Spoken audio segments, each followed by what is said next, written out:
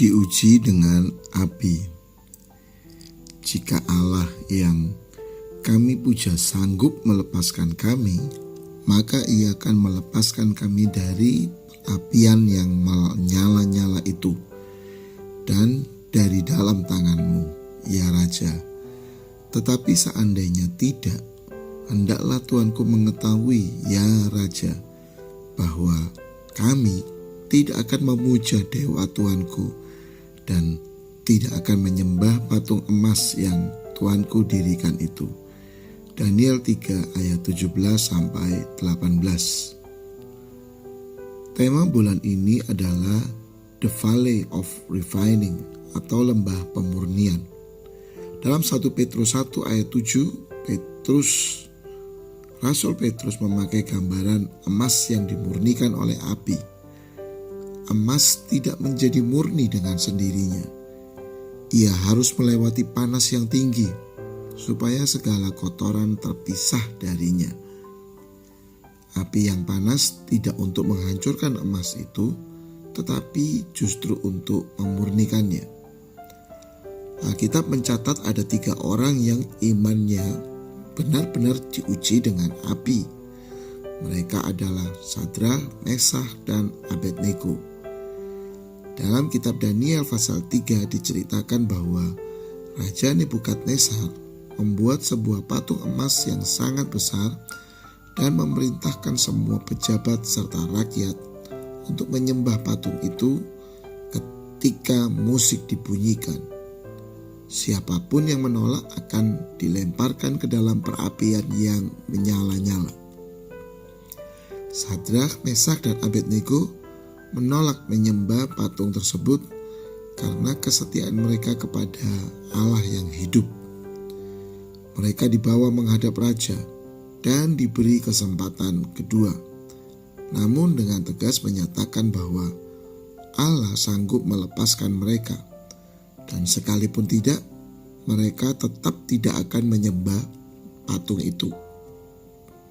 Mereka menjadi berani karena tahu siapa Allah mereka dan siapa diri mereka di hadapan Allah. Raja menjadi sangat marah dan memerintahkan agar perapian dipanaskan 7 kali lebih panas dari biasanya. Ketiga orang itu diikat dan dilemparkan ke dalam api. Api itu begitu dahsyat sampai para prajurit yang melemparkan mereka mati terbakar. Raja Nebukadnezar menjadi terkejut, katanya, "Bukankah 3 orang yang telah kita campakkan dengan terikat ke dalam api itu? Tetapi ada 4 orang kulihat berjalan-jalan dengan bebas di tengah-tengah api itu. Mereka tidak terluka.